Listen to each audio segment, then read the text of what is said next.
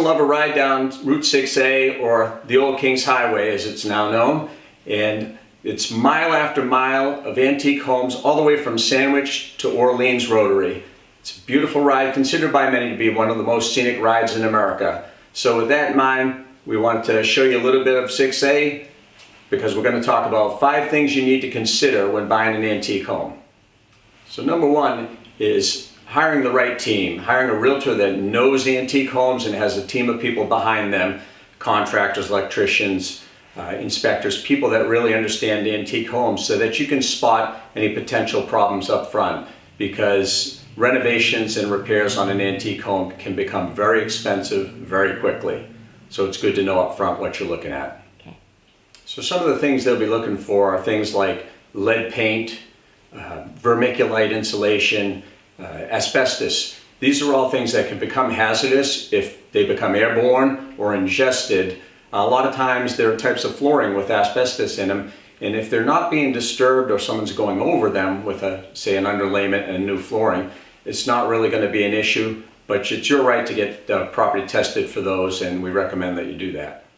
And one of the things that we see quite often is problems with the older foundations, stone foundations, granite block.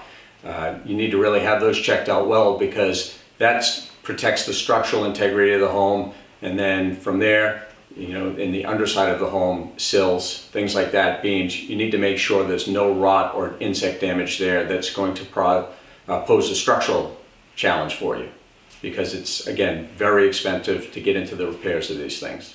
And one of the things we generally recommend for people is to make sure you've got a little extra money set aside.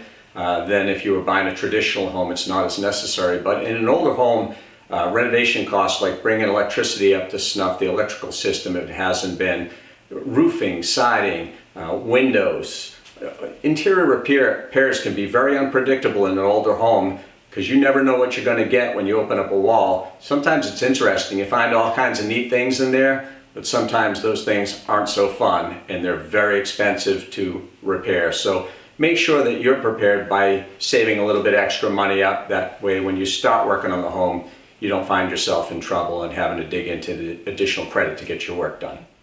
So another thing you want to do is up front is try to gather information about the property, about operating the property. Things like fuel bills, electrical bills, because older homes tend to have a lot of drafty spots. Sometimes they don't have exterior wall insulation, older windows, so they tend to be a little more expensive to operate, and you want to know that going in. So request oil or gas bills, request electrical bills.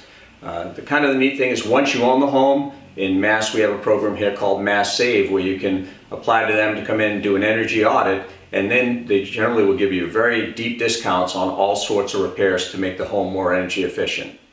The other thing is, insurance costs can also be much higher on an antique home. Many insurance companies will tack on a premium due to the age and the condition of the home. So make sure you know your insurance costs up front as well. Now, last tip is, before doing anything to your new home, when you buy a historic home or an antique home, is I'm a big proponent of always pulling permits for everything you do. If you don't pull the permit now, you may have to pay for it later, and that just ensures that it's being done properly and it's documented.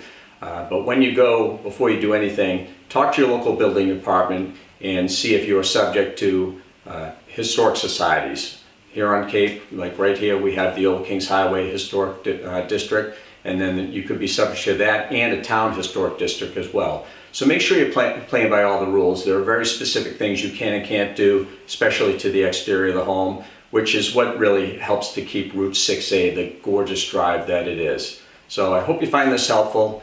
If you have any questions, just shoot me a message. I'd be happy to help you out in any way we can.